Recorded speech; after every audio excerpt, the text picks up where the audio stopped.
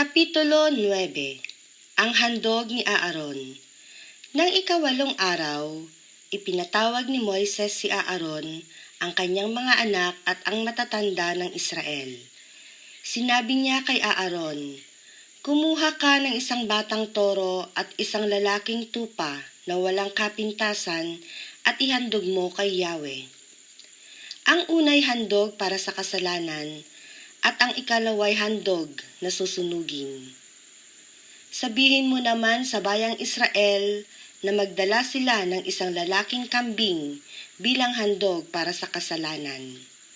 Magdala rin sila ng isang dumalagang baka at isang tupang kapwa santaon ang gulang at walang dungis o kapintasan bilang handog na susunugin. Papagdalhan mo rin sila ng isang toro at isang lalaking tupa upang ihandog kay Yahweh bilang handog pangkapayapaan. Ihahandog nila ang lahat ng ito na may kasamang harinang nilagyan ng langis, pagkat ngayoy pakikita sa inyo si Yahweh."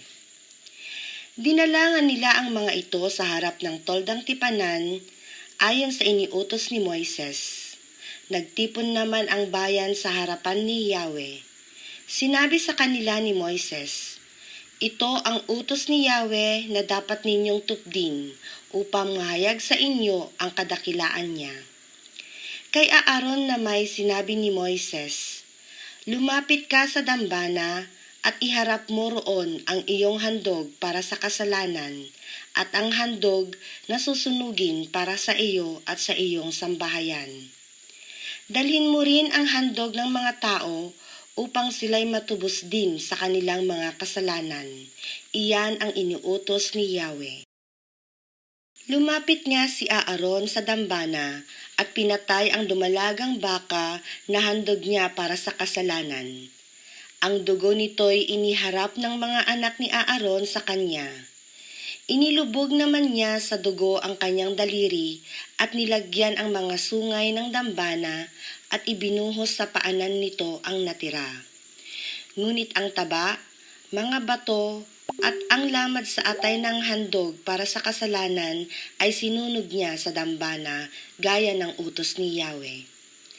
Ang laman at balat nito ay sinunog naman niya sa labas ng kampamento. Pinatay rin ni Aaron ang handog na susunugin.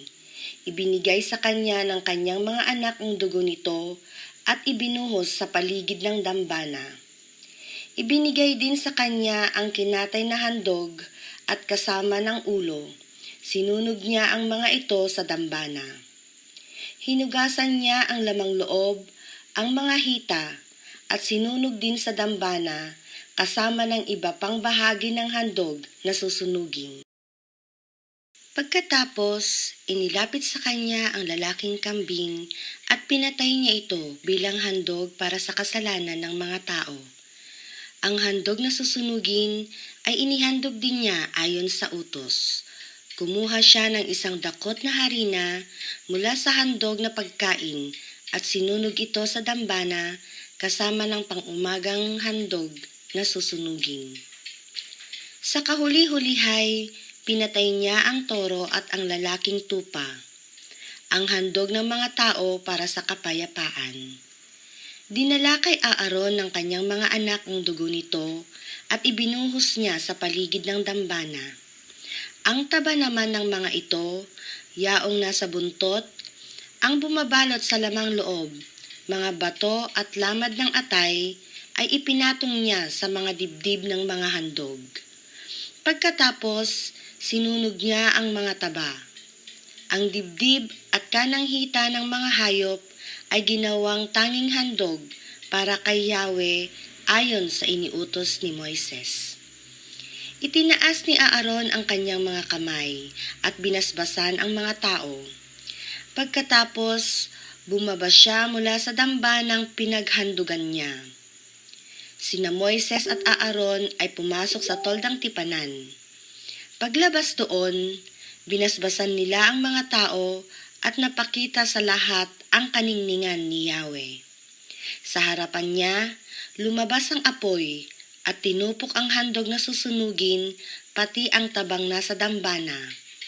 Nang makita ito ng mga tao, sila'y napasigaw at nagpatira pa.